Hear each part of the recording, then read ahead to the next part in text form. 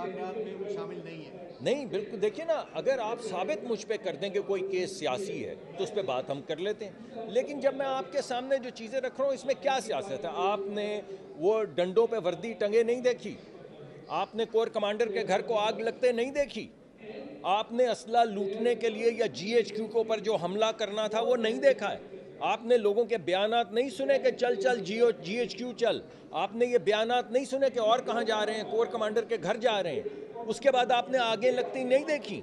اگر یہ سب کچھ آپ نے دیکھا ہے اور آپ سمجھتے ہیں کہ یہ کرائم ہے تو اس کی کرمنل پروسیڈنگز تو ہوں گی، لیکن اگر کسی جگہ جیسے گیہوں کے ساتھ گھن بھی پس جاتا ہے، کوئی اگر زیادتی ہو رہی ہے، کوئی سیاسی نوعیت کا کیس ہے، کسی نے کوئی انتقامی کارروائی کی ہے تو بالکل اس کو بیٹھیں گے، اس کو جانچ پڑتال کریں گے۔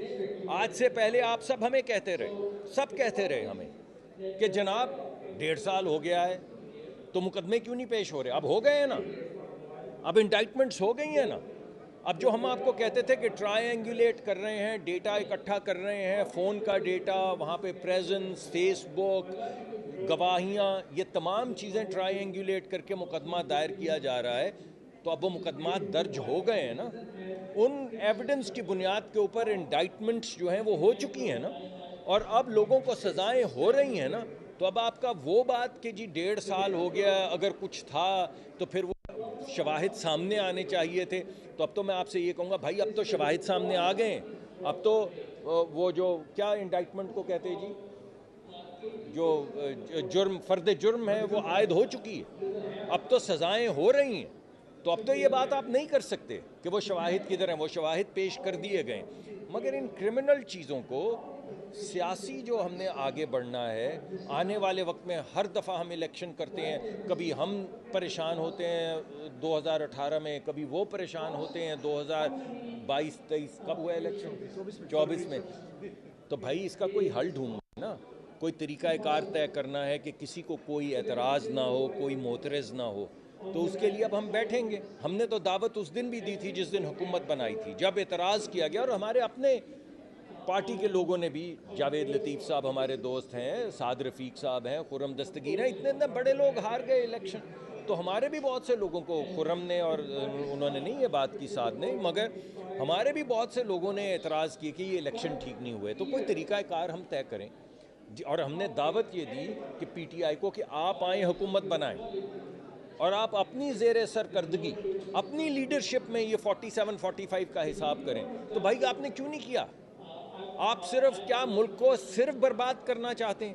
جب ہم آپ کے ہاتھ میں دے رہے ہیں، آپ کہتے ہیں ہم میجورٹی، ہماری 900 سیٹیں تھیں، ہم نے کہا چلے بھلے سے یار آپ کو نہیں یقین، آئیں حکومت بنائیں اور وہ 900 سیٹیں نکال لیں 300 میں سے، تو جب آپ کو دعوت دی اور آپ کو پیپلز پارٹی میں خورشید صاحب نے کہا کہ ہم آپ کو سپورٹ کرتے ہیں، حکومت بنائیں، اور پھر چند صاحب آپ کے پاس ڈیلیگیشن لے کر گئے کہ پیپلز پارٹی کی طرف سے میں حاضر ہوا ہوں اور مجھے حکم ہے کہ ہم آپ کے ساتھ مل کے حکومت بنانے کو تیار ہیں، تو آپ نے کیوں نہیں بنائی؟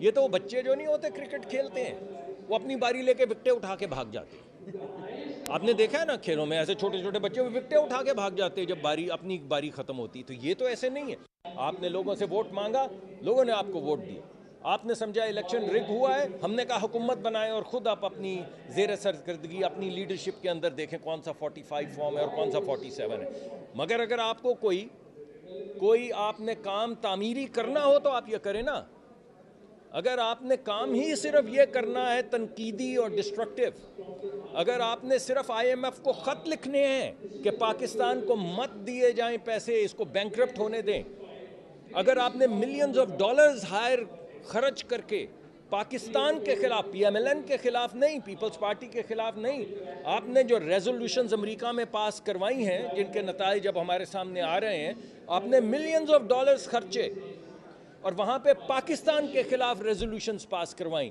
کوئی آپ سے پوچھے کیوں؟ آپ نے ملینز آف ڈالرز خرچے اور 60 کانگریسمین سینیٹرز سے خط سائن کروائے، پاکستان کے خلاف سائن کروائے، کوئی آپ سے پوچھے کیوں؟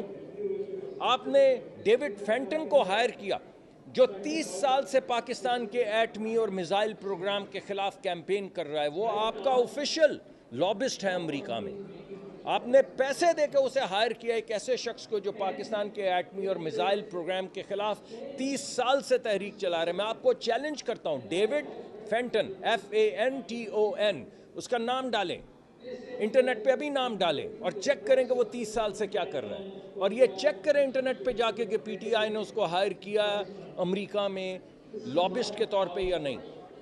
تو آپ مجھے یہ بتائیے کہ آپ بھلے سے یہ کیا کر رہے ہیں؟ آپ نہ حکومت بناتے ہیں.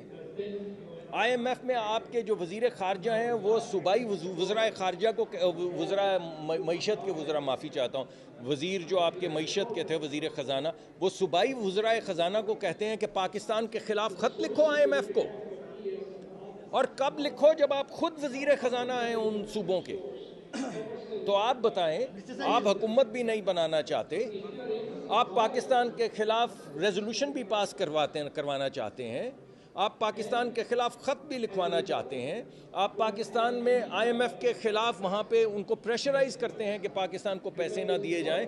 تو کوئی تو آپ سے پوچھے گا کہ بھائی آپ کیا چاہتے ہیں, آپ کر کیا رہے ہیں؟ آپ آئے نا, اب آپ آئے ہیں سر آنکھوں پہ, بالکل سر آنکھوں پہ. آئیے بیٹھیے, کوئی تعمیری بات کریں, بے شک الیکشن کی بات کریں, کوئی تعمیری بات کریں, آگے بڑھنے کی بات کریں, معیشت کی بات کریں, کوئی تعمیری بات کریں. ہمیں کرٹیسائز کریں بھلے سے, مگر تعمیری نقطۂ نظر سے کریں تاکہ ملک آگے بڑھے.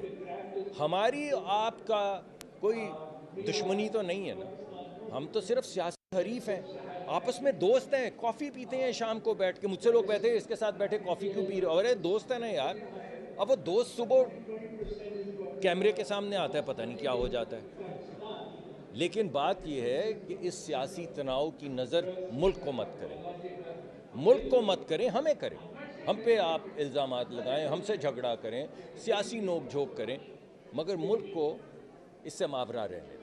آپ نے بات کی ہے کہ IMF کی وجہ سے تو ملک کی جو ہے اس سے ترقی میں رکاوٹ ہے, اور سب سے بڑی رکاوٹ جو ہے وہ IMF ہے اور کرپشن ہے. اس کے خاتمے کے لیے آپ کی گورنمنٹ نے اب تک کیا اقدامات کیے ہیں؟ دیکھیے, ابھی آپ کے سامنے 9 مہینے تو ہمیں 10 مہینے جو اتنا بھی عرصہ ہو گیا ہے, کون سی کرپشن آپ کے سامنے آئی ہے بتائیے؟ آپ کے سامنے کام کر رہے ہیں. میں نے آپ کو کچھ انڈیکیٹرز دیے, میں نے آپ کو کہا مہنگائی 40% سے 4 پہ آ گئی, آئی یا نہیں آئی؟ میں نے آپ سے کہا کہ کھانے پینے کی اشیاء جو ہیں وہ 40 سے زیادہ فیصد پہ مہنگائی کی شرح تھی, دیہی علاقوں میں منفی ہو گئیں, ہوئی یا نہیں ہوئی؟ میں نے آپ کو کہا کہ ہمارا پالیسی ریٹ 22% تھا, لوگوں کو 25% کے اوپر پیسے مل رہے تھے, اب 13% ہو گیا اور 10% پہ لوگوں کو پیسے مل رہے ہیں یا نہیں مل رہے ہیں؟ تو میں تو آپ کو ایویڈنس دے رہا ہوں. اگر کچھ کرپشن آپ کو نظر آتی ہے تو آپ ہمیں ایویڈنس دیں, ہم اس کے پیچھے جائیں گے. مگر یہ کہ کرپشن تو ہمارے محکموں میں ہے. آپ کو بجلی, پانی, ہر محکمے کے اندر آپ اپنی فیکٹری کے لگانے جائیں کنیکشنز کو, تو آپ کو پتہ ہے کیا ہوتا ہے. لیکن ہم اس کو دور کرنے کی کوشش کر رہے ہیں, ٹرانسپیرنسی لانے کی کوشش کر رہے ہیں. ہمارا جو DGPC کا دفتر ہے, پیٹرولیم کنسیشنز کا, یہ جو زمینیں دیتا ہے جہاں پہ کھدائی ہوتی, کنویں کھدتے ہیں, ہم اس کو ڈیجیٹائز کر رہے ہیں, کمپلیٹلی ڈیجیٹائز. جس طرح آپ ویزے کی اپلیکیشن دیتے ہیں کہ جب ویزے کی اپلیکیشن پوری ہو جاتی ہے تو اپلوڈ ہو جاتی ہے, تو کوئی اس کو روک نہیں سکتا. تو یہ نہیں ہوگا کہ کوئی بیوروکریٹ بیٹھ کے بعد میں آپ کو کہے کہ وہ فلانا خط لیا اور اگر ذرا مجھے باہر مل کسی کافی کے اوپر. ایسے نہیں ہوگا. ایک ڈیجیٹل پلیٹ فارم ہوگا جس پہ آپ کو نظر آ رہا ہوگا فلاں دن اپلیکیشن اپلوڈ ہوئی ہے, 5 ہفتے گزر گئے کیوں اپروو نہیں ہوئی, یا 90 دن گزر گئے کیوں اپروو نہیں ہوئی. اور ہم طریقہ کار طے کریں گے کہ اگر وہ اپروو اس عرصے میں جو ہم نے طے کیا نہیں ہوتی تو it would be deemed approved, تاکہ لوگ آگے بڑھ سکیں, ملک ترقی کر سکے. تو ہم تو یہ کرنے کی کوشش کر رہے ہیں, کرپشن کو ختم کرنے کے لیے ڈیجیٹائز کر رہے ہیں, ٹرانسپیرنسی لانے کے لیے آن لائن کر رہے ہیں تاکہ سب کو نظر آئے. تو انشاءاللہ ایسا نہیں کہ کرپشن نہیں ہے ہمارے ملک میں, لیکن آہستہ آہستہ گھٹے گی.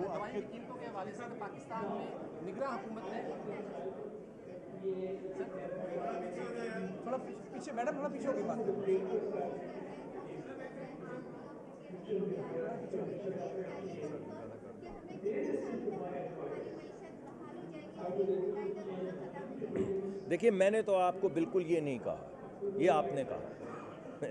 میں نے تو آپ کو نمبرز دی. آپ ایک نمبر ڈینائی کریں جو میں نے آپ کو دیا. میں نے آپ کو تمام نمبرز معیشت کے دیے ہیں, میں نے آپ کو نمبرز دیے ہیں مہنگائی کے, میں نے آپ کو نمبرز دیے ہیں پالیسی ریٹ کے, میں نے آپ کو نمبرز دیے ہیں ذخائر کے جو ہمارے ریزروز ہیں, میں نے آپ کو سرپلس ہماری امپورٹ کم اور ایکسپورٹ زیادہ ہوئی ہے اس کا ایویڈنس دیا ہے. میں نے کوئی آپ کو یہ نہیں کہا ہم کوشش کر رہے ہیں, میں نے تو آپ کو وہ بتایا ہے جو 7-8 مہینے میں ہوا ہے. ہوگا نہیں, جو ہوگا وہ تو انشاءاللہ اس سے بہتر ہوگا. بڑا شکریہ, آپ کے دوست انتظار کر رہے ہیں, ہمیں گالیاں نکالی. سر تھینک یو, بہت شکریہ. آپ کے بارے میں 18ویں تشریح کے تحت صوبوں کو پاورز دی گئی تھی ہیلتھ اور ایجوکیشن, لیکن نگراں حکومت کاکڑ حکومت نے 18 فروری 2024 کو ادویات کی قیمتوں کا کنٹرول ہی ختم کر دیا, اوپن کر دیا. تو یہ جو ہے نا مریض تو غریب ہیں, لائف سیونگ میڈیسن کی قیمتیں بھی بہت زیادہ بڑھ گئی ہیں, تو اس کے بارے میں حکومتی پالیسی کیا ہے؟ جی میرا خیال ہے کہ اس کے اوپر ابھی وہ ہمارے کر رہے ہیں کام, جو وزیر ہیں ہمارے کوآرڈینیٹر ہیں ماشاءاللہ, بھرت صاحب بہت اچھے آدمی ہیں اور ان کے ساتھ بڑے اچھے سیکرٹری بھی ہیں. میرے پاس ابھی ان کی انٹرنل کیا پالیسی بن رہی ہے اس کی تفصیلات نہیں ہیں, لیکن آپ چاہیں گے آپ تشریف لے آئیں تو میں ان سے بھی بات آپ کی کروا دوں گا, ورنہ میں خود بھی حاضر ہوں اور میں آپ کے سامنے لے آؤں. شکریہ سر. آن لائن ہے, نہیں, دوائیوں کی قیمت مقرر ہے, دوائیوں کی قیمت مقرر ہے, دوائیوں کی قیمت مقرر ہے, کیونکہ اس بات سے شائبہ یہ پڑ رہا ہے کہ غالباً نہیں ہے. دوائیوں کی قیمت مقرر ہے. کچھ ہمارے ہاں, میں نے ابھی جو آپ کے سامنے لمبی چوڑی یہ ڈسکشن کی ہے اس میں کچھ بایولوجکس ہیں, جس طرح کے کنٹرول ہمارے ہیں, ہمارے ہاں نئی ادویات نہیں آ رہی تھی. ہمارے ہاں لارج مالیکیول جن چیزوں کا بھی ہم ذکر کر رہے تھے ان میں سے کوئی دوائی نہیں آ رہی. اس کی وجہ یہ ہے کہ جس طرح کا کنٹرول تھا اس بھاؤ کوئی بھی شخص یہاں پہ انویسٹمنٹ کرنے کے لیے تیار نہیں تھا. لیکن اس میں طریقہ کار طے کیا گیا تھا جو مجھے یاد ہے, مگر اب میں تحقیق کروں گا. آپ نے کہا ہے کہ جو لائف سیونگ ڈرگز ہیں ان کے کنٹرولز رکھے گئے تھے, اگر ان میں کوئی جھول ہے تو آپ تشریف لے آئیے گا. میرا خیال ہے میں ذرا پالیسی پہلے دیکھ لوں, سن لوں, پھر آپ کے سامنے میں لے آؤں. Thank you sir.